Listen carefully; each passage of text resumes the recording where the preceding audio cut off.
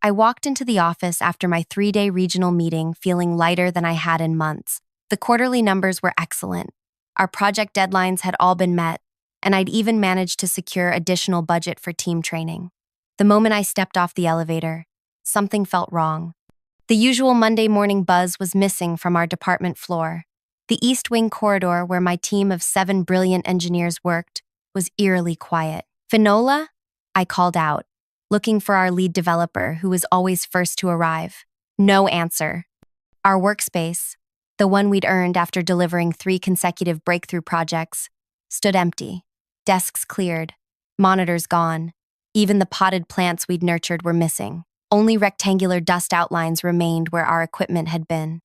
I spotted Loxley from accounting walking past. "Hey, what happened to my team?" "Oh."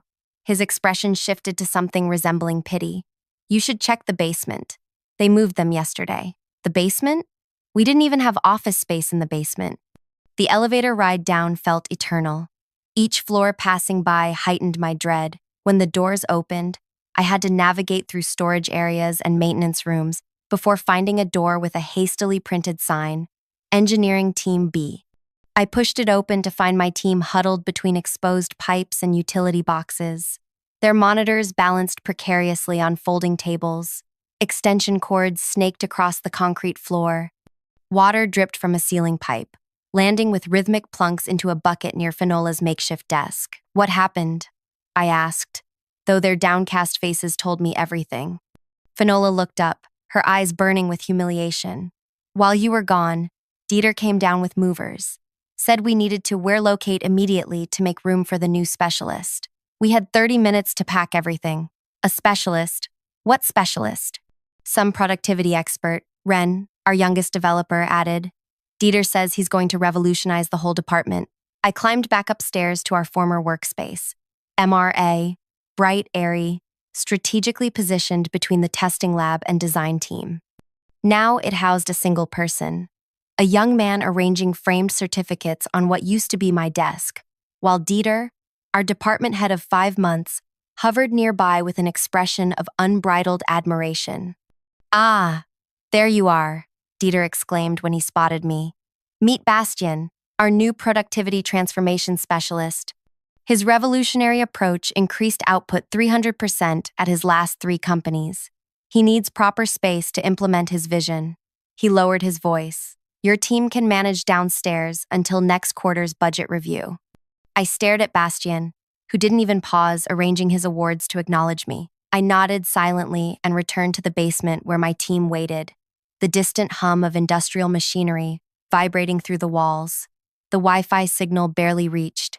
The nearest bathroom was a single toilet behind a shower curtain. The air smelled of mildew and defeat. 32 years with this company," muttered Vega, our hardware specialist, "and this is how they treat us." I surveyed their dejected faces, people who had given everything to this company, who had pulled countless all-nighters to meet impossible deadlines, now stuffed in a basement like unwanted furniture. Then I smiled calmly. "Pack your bags," I said. "Not just for down here. Everything." They stared, confused but trusting. I held their gaze, my smile never wavering. "Trust me. Just start quietly gathering everything you might want to take with you someday, and keep this conversation between us." If you're enjoying this story so far, please tap that like button and subscribe for more workplace revenge stories that will leave you breathless. I'd love to hear in the comments if you've ever been undervalued at work. My name is Thea Moretti, and until that basement moment, I'd been the loyal, dependable leader of Engineering Team B for 8 years. Before joining the company, I'd spent 15 years coordinating refugee camp logistics during humanitarian crises across 3 continents. The company had hired me for my technical knowledge, unaware that I'd spent those years building global industry relationships while setting up supply chains in impossible conditions. I wasn't just good at solving technical problems, I excelled at solving human ones. When I transitioned to corporate life, I brought those skills with me. I could spot talent in unlikely places and build cohesion among wildly different personalities. Each member of my team had been handpicked not just for their technical brilliance, but for their ability to solve problems under extreme pressure. Finola, our lead developer, had been rejected by 3 other companies because of her unfiltered communication style before I recognized her genius with complex systems. Ren, fresh out of college but with natural talent for finding elegant solutions, had been passed over for higher-profile graduates. Vega had been ready to retire when I convinced him his hardware expertise was irreplaceable. Then there was Dax, our quietest member who spoke 5 programming languages but struggled with human ones. Kyrie, whose testing protocols had become industry standard. Indra, whose security systems were impenetrable. And Noor, who could translate technical requirements into language anyone could understand. For 8 years, we delivered consistently excellent results without fanfare. We weren't the flashiest team, but executives knew we were the ones to call when they needed something impossible done reliably. 6 months earlier, our longtime department head retired, and Dieter arrived with grand ambitions but zero understanding of our work. From day one, he'd been hunting for a game changer to impress executives, ignoring our consistent results in favor of flashy innovations. His golden hire, Bastian, had dazzled him with buzzword-filled presentations and promises of revolutionary methods. What Dieter never investigated was why someone with such transformative skills changed jobs 3 times in 2 years. For 2 weeks after the basement relocation, we worked from our exile. The conditions were abysmal. The temperature fluctuated wildly. The lighting gave everyone headaches, and twice we had to cover equipment during overhead pipe leaks. Yet my team followed my quiet instructions: archive projects, organize knowledge bases, create transition guides, while continuing their assigned tasks without complaint.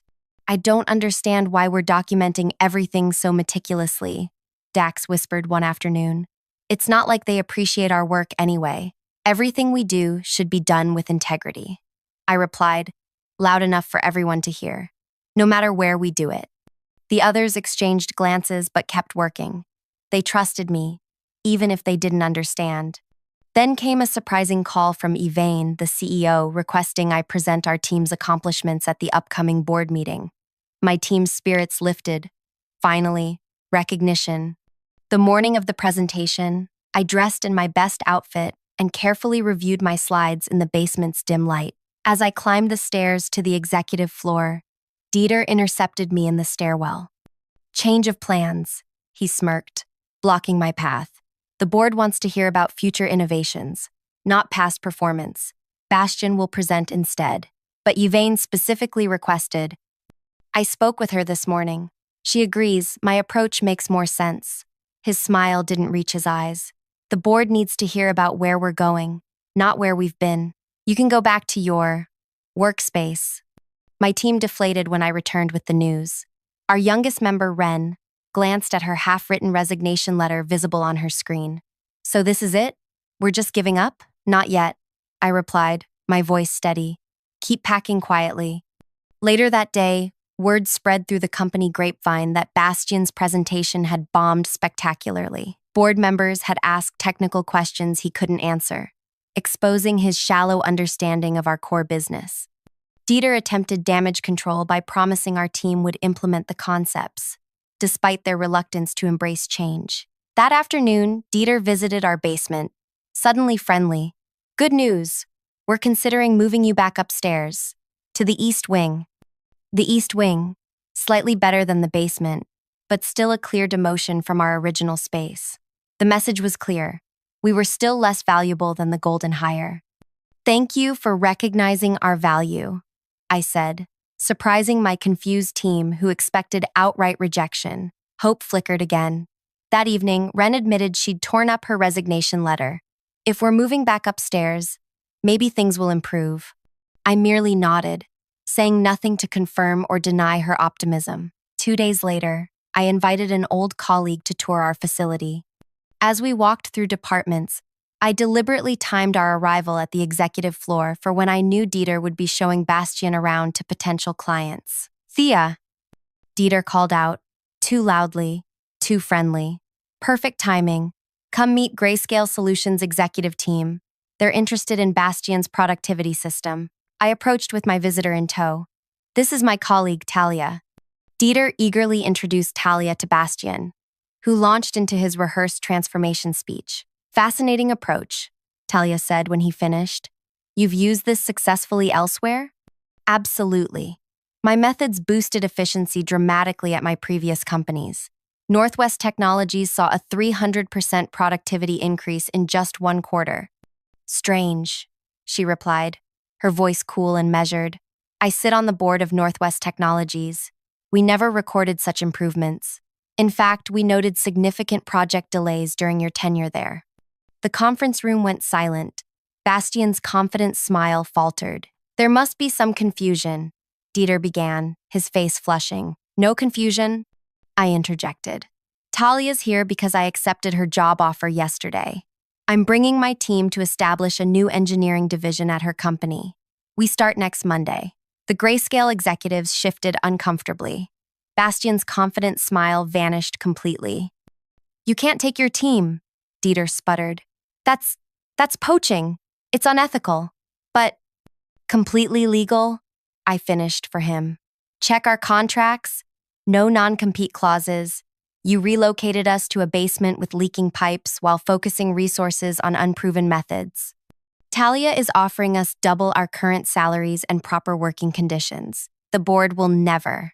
The board approved it yesterday, Talia added, after reviewing your division's performance metrics against industry standards. Dieter's face cycled through shock, anger, and fear in rapid succession. The grayscale executives began gathering their things, making excuses to leave. Wait, Dieter's voice cracked slightly. The East Wing renovation starts tomorrow. I'll match their salary offers. I looked at him with the same calm smile I'd worn since finding my team in the basement. Too late, I said. The executives from Grayscale filed out, followed by Talia, who said she'd wait for me in the lobby. When only Dieter, Bastian, and I remained in the room, Dieter turned on me. Do you have any idea what you've done? He hissed. I've secured my team's future, I replied. Something you failed to do. You've destroyed mine, he said, his voice breaking. The board was already questioning Bastian's hiring. If your entire team leaves, you chose him over us, I said simply. Actions have consequences. As I turned to leave, Dieter grabbed my arm. Please, I made a mistake. I see that now. What will it take for you to stay? I looked at his hand until he released me. You know what's interesting about my refugee camp work? I said quietly. I learned that true character reveals itself not when things are going well, but in how people treat others when resources are scarce. You showed us exactly who you are when you put us in that basement. I walked out, leaving Dieter standing there with his golden hire, the sound of my footsteps echoing in the empty conference room. What I didn't tell him was that my plan had been in motion long before the basement incident, and that what he'd just witnessed was only the beginning. Back in the basement, my team waited anxiously. When I returned, their expressions ranged from hopeful to terrified. Well? Finola asked, unable to contain herself any longer. I closed the door behind me and surveyed the room, checking for any potential listening devices, a habit from my humanitarian crisis days. It's done. Talia offered us all positions, double our current salaries, proper equipment, and a real office with windows. The silence that followed was deafening. Then Ren let out a whoop that echoed off the concrete walls. Are you serious? Vega asked, his weathered face struggling between disbelief and hope. Completely, I confirmed. Contracts are being drawn up as we speak. We start next Monday. The celebration that followed was as muted as it was emotional. Hugs exchanged, tears wiped away discreetly. These weren't just colleagues. They were people who had become family through late nights, impossible deadlines, and shared successes. I knew you wouldn't leave us in this basement forever, Noor said, squeezing my hand. But how did you pull this off so quickly? I hesitated. It wasn't quick. I've been laying groundwork for months. Their faces registered confusion. Months? Indra asked. But the basement thing just happened 2 weeks ago. I sat on the edge of a folding table. The basement was just the final straw. I saw where things were heading the day Dieter arrived and started talking about fresh perspectives while ignoring our track record. So you've been planning our escape all this time? Kiri asked. Not exactly an escape, I corrected. More like an insurance policy. I started documenting everything, our contributions, Dieter's dismissals, project successes he took credit for. I reached out to old contacts, including Talia, just to reconnect. When things started deteriorating, those connections became more important. Dax, always the most perceptive despite his social awkwardness, studied my face. There's more to this than just finding us new jobs, isn't there? The others turned to me expectantly. Let's focus on the transition for now, I said carefully. We have 1 week to wrap things up properly. No loose ends, no unfinished projects. We leave with our professional reputations intact. What about Dieter? Finola asked, a dangerous edge to her voice. Does he know we're all leaving? He does, I confirmed, and he's panicking. The board was already questioning Bastian's hiring and the resources allocated to him. Losing an entire specialized team in one stroke is going to raise serious concerns about Dieter's leadership. Good, Vega muttered. 32 years, and he sticks me in a basement. What's our strategy for the next week? Indra asked, ever the pragmatist. We work. Professionally, thoroughly, and without complaint, I said. We document everything meticulously. We prepare transition guides for our replacements. We act with complete integrity. Why? Ren asked, her youth making her the most direct. Why help them after how they treated us? Because this isn't about them, I explained. It's about us, about who we are. And because the best revenge isn't what you do to others, it's what you build for yourself while they're not paying attention. The team exchanged glances, not fully understanding but trusting me nonetheless. There's something else you should know, I added. Talia isn't just offering us jobs. She's creating an entirely new division with us as the core team. We'll have autonomy to build something from the ground up. This revelation shifted the mood from cautious celebration to genuine excitement. Even Vega, who had been contemplating retirement before the basement incident, straightened with newfound energy. What are we waiting for? He asked. Let's finish our work here so we can start our real work there. For the next 3 days, we operated with mechanical precision. Every line of code was commented, every process documented, every system mapped. We worked longer hours than necessary, our impending freedom fueling our productivity. On the 4th day, Dieter appeared in our basement, looking haggard.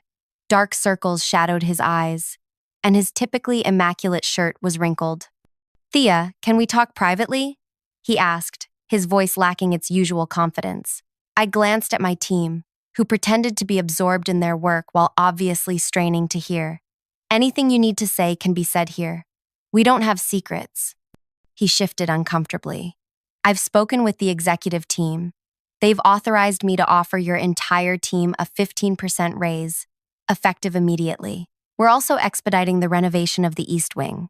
You could be back upstairs by next week. I noticed he didn't mention what would happen to Bastian. That's very generous, I said, but we've already signed contracts with Talia. Contracts can be broken, he pressed. I'm sure there are clauses. One. There aren't, I interrupted. Talia's legal team made sure of that.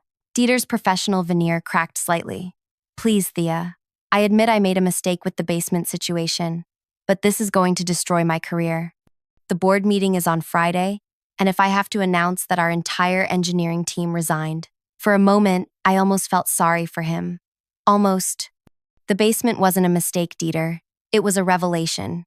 It showed us exactly how much you valued our contribution. I kept my voice level. You chose Bastian's empty promises over our proven results. Now you have to live with that choice. He left without another word, shoulders slumped in defeat. The moment the door closed, my team erupted in whispered exclamations. Did you see his face? Kyrie marveled. 15%, Dax murmured. That's substantially less than double. It's not about the money, Finola said sharply. It's about respect. I let them talk, turning back to my computer to hide my expression. What they didn't know, what I couldn't tell them yet, was that Dieter's desperation was exactly what I had been counting on. That evening, as we were preparing to leave, my phone rang. The caller ID showed Yvain, the CEO. I stepped into the hallway to take the call. Thea, she began without preamble. I just heard the news from Dieter. Is it true your entire team has resigned? Yes, I confirmed. We've accepted positions elsewhere. A long pause. I'd like to meet with you tomorrow morning. Just you, not your team. 9 o'clock in my office. I'll be there, I agreed, then hung up. When I returned to the basement, 7 pairs of eyes locked onto me. The CEO? Finola guessed. What did she want? A meeting tomorrow morning, I replied, keeping my tone neutral. Are they going to try to stop us from leaving? Ren asked, worry creasing her forehead. They can't, I assured her. Our contracts are solid. This is probably just an exit interview. But as I said it, I knew it was much more than that.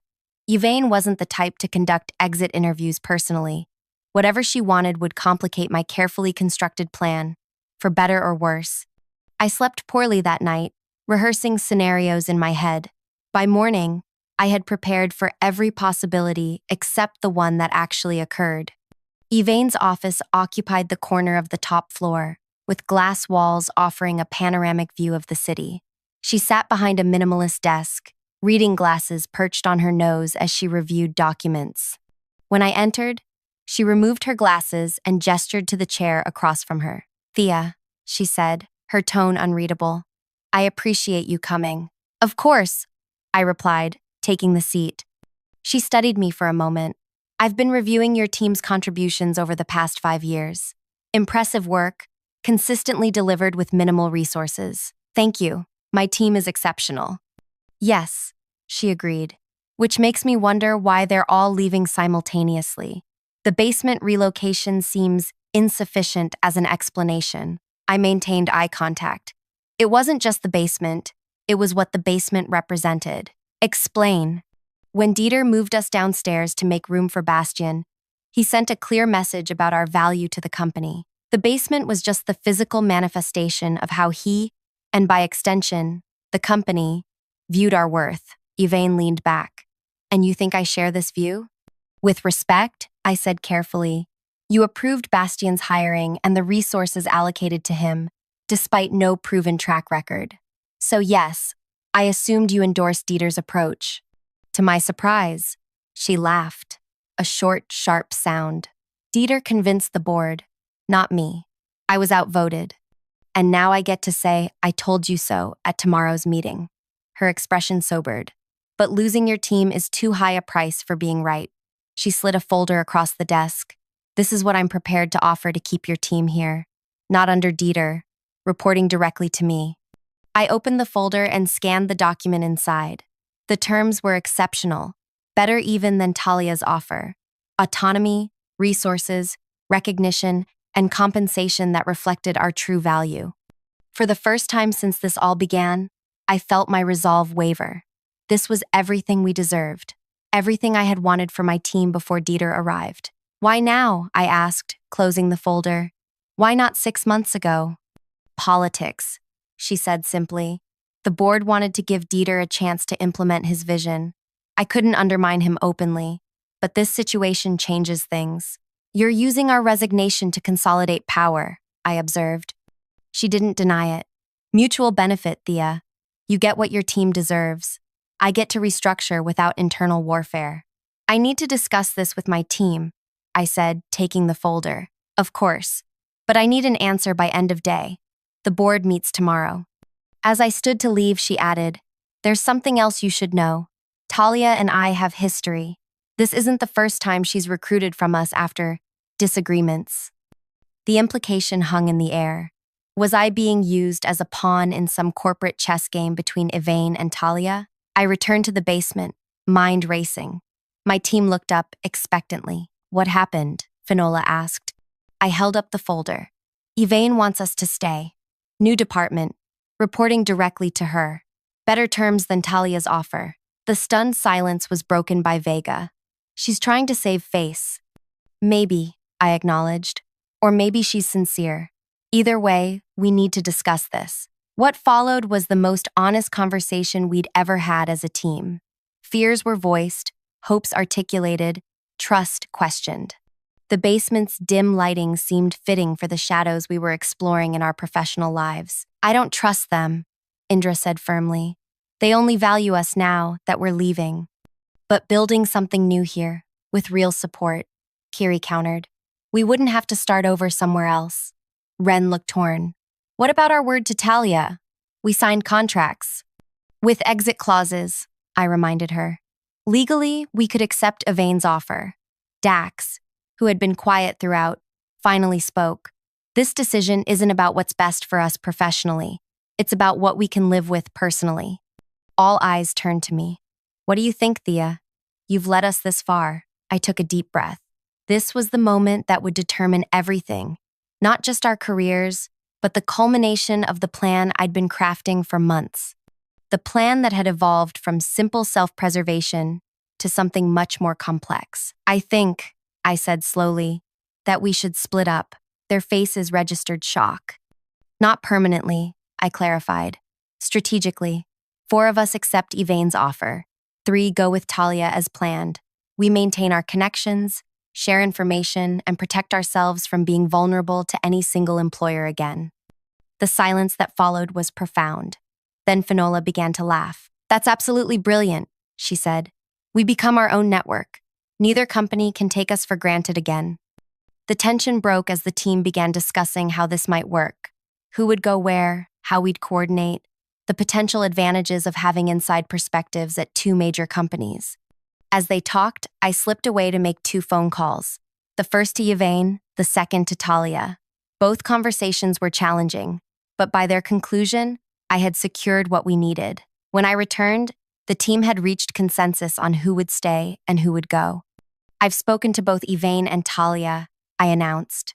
They've agreed to our split approach with one condition: regular collaboration between the 2 teams on select projects. They're actually excited about the possibility. And which group will you lead? Noor asked the question everyone was thinking. I smiled. Neither. I'll be consulting for both teams, dividing my time, building bridges rather than choosing sides. The relief in the room was palpable.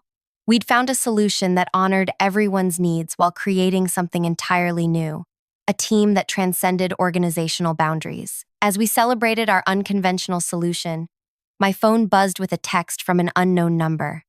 Board meeting moved up to tomorrow, 9 a.m. Dieter presenting restructuring plan. Bastian featured prominently. Thought you should know. A friend.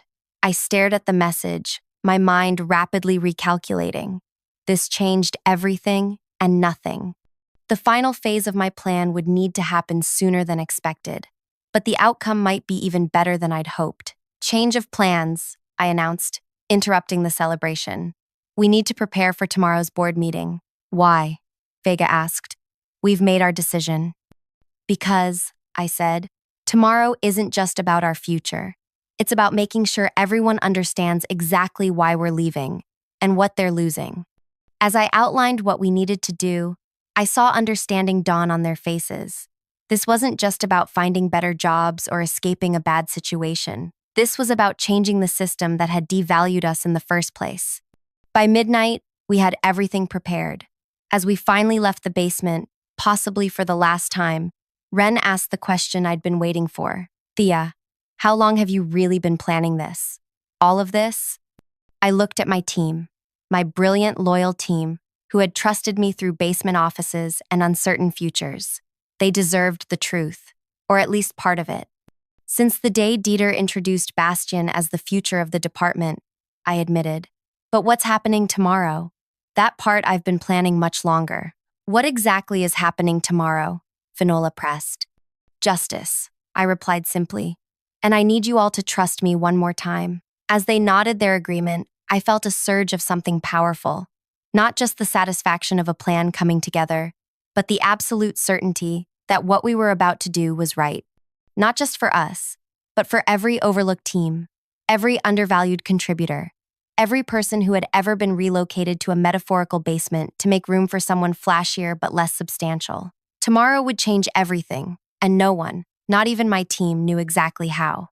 Morning arrived with a pale light filtering through the basement's tiny windows. I arrived before anyone else, dressed in the charcoal suit I reserved for the most important client presentations. As my team arrived one by one, each looked surprised to see me already there, calmly preparing materials. Ready for today? Finola asked, setting down her bag. More than ready, I replied, handing her a sealed envelope. When the time comes, you'll know what to do with this. The others received similar envelopes, each with specific instructions. They tucked them away without questions, the ultimate demonstration of trust. At 8:30, we made our way to the executive floor. The boardroom doors remained closed. Executives and board members likely already inside discussing matters before the official meeting. My team and I waited in the adjacent room, an uncomfortable silence hanging between us. "Shouldn't we be in there?" Ren whispered, gesturing toward the boardroom. "We weren't invited," I explained, "but don't worry, we will be." At precisely 8:55, Yvain's assistant approached us. "The CEO requests Engineering Team B join the meeting." My team exchanged nervous glances as we gathered our materials and followed her into the boardroom. The long mahogany table was surrounded by board members in expensive suits, with Yvain at the head. Dieter sat halfway down, papers spread before him, with Bastian beside him looking uncharacteristically subdued.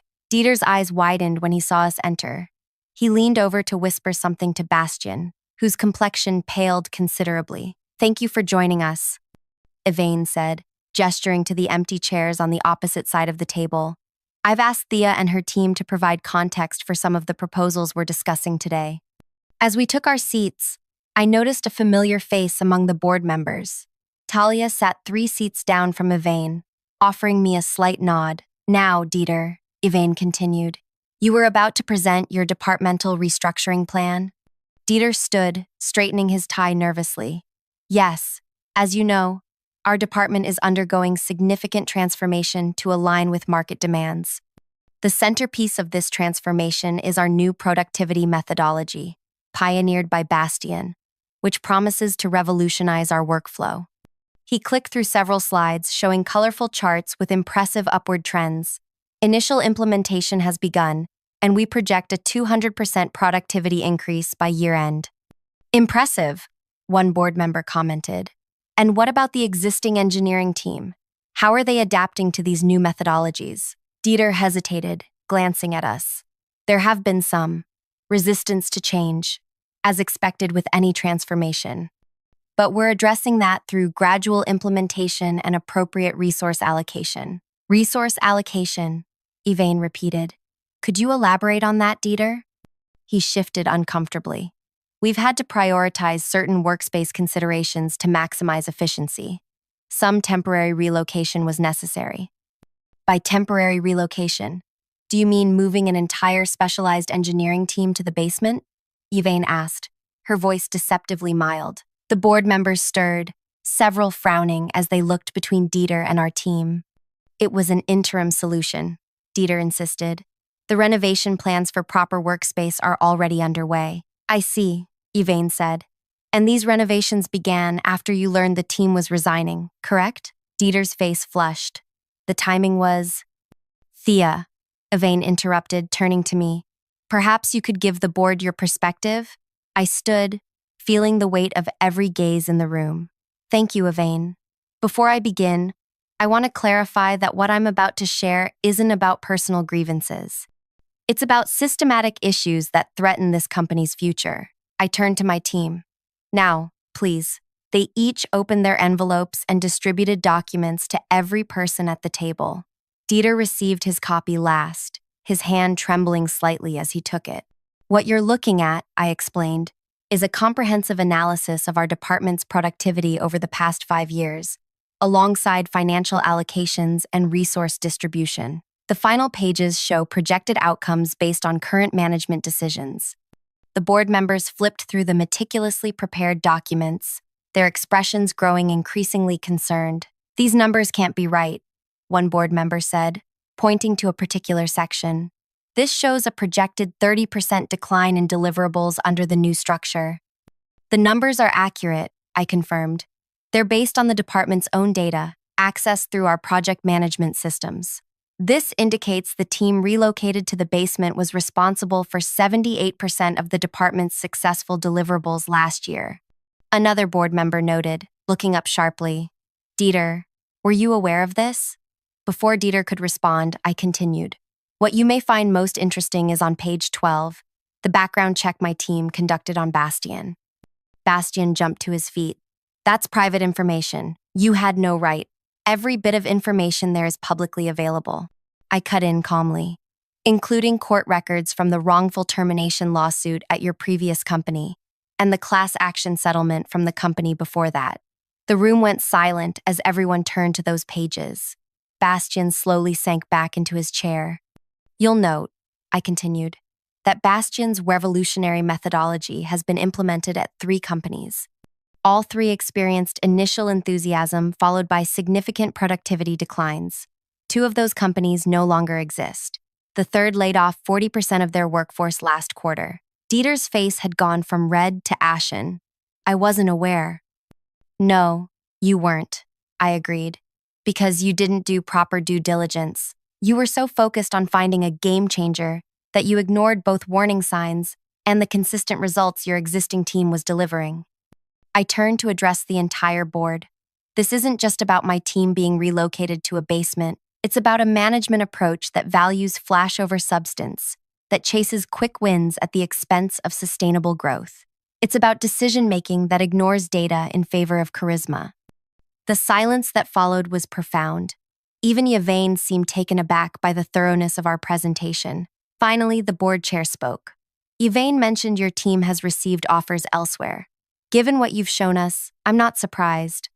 But I'm curious, why bring this to us now, when you're already leaving? I smiled. Because I care about this company, despite recent events, and because my team and I have proposed an alternative structure that would benefit everyone. I nodded to Noor, who distributed a second set of documents. This proposal suggests splitting our team between continuing here and joining Talia's company, with collaborative projects between the 2. It provides stability during transition, maintains crucial institutional knowledge, and creates a partnership that could strengthen both companies. Talia spoke up for the first time. I've reviewed this proposal and fully support it. This arrangement would be unprecedented in our industry and potentially revolutionary. The board chair studied the proposal, then looked at Dieter. And where do you fit in this new structure? Before Dieter could respond, I answered. That's for the board to decide. Our proposal requires new leadership for the remaining team, someone who values substance over style. The board chair nodded slowly, then turned to Dieter. I think we need to continue this discussion privately. Thea, thank you for your candor. Would you and your team give us the room? As we gathered our things to leave, Dieter finally found his voice. This is a setup, he hissed. You've been planning this for months. I met his gaze steadily. No, Dieter. You set this up the moment you decided my team belonged in a basement. I simply made sure everyone understood the consequences of that decision. 3 hours later, my team and I sat in a local restaurant, celebrating with Talia as my phone buzzed with a message from Yvain. Dieter and Bastian are gone. Board approved your proposal. When can you start as department director?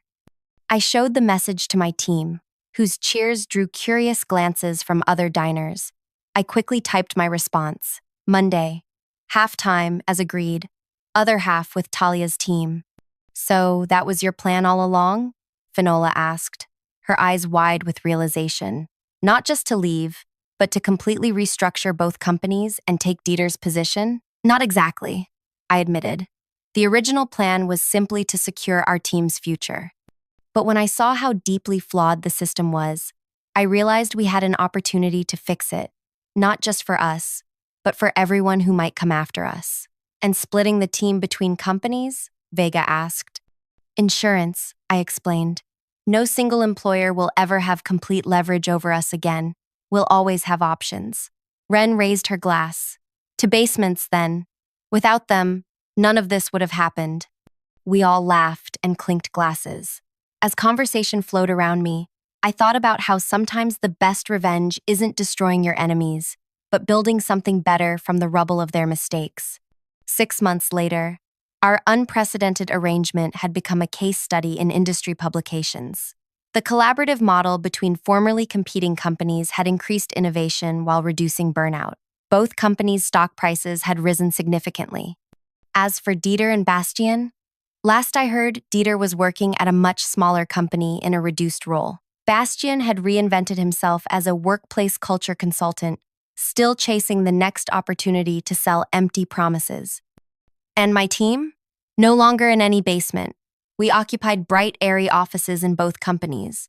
Our worth finally recognized not just in words but in actions. More importantly, we'd created a new model that valued substance over style, consistency over charisma, and respect over hierarchy. The most satisfying revenge isn't what you do to those who wronged you. It's creating a world where what they did to you becomes impossible for them to do to anyone else. If you've ever been undervalued at work or pushed aside for someone with a flashier approach, drop a comment below. I'd love to hear how you handled it. And if you enjoyed this story of workplace justice, hit that like button and subscribe for more tales of people who turned professional lemons into leadership lemonade.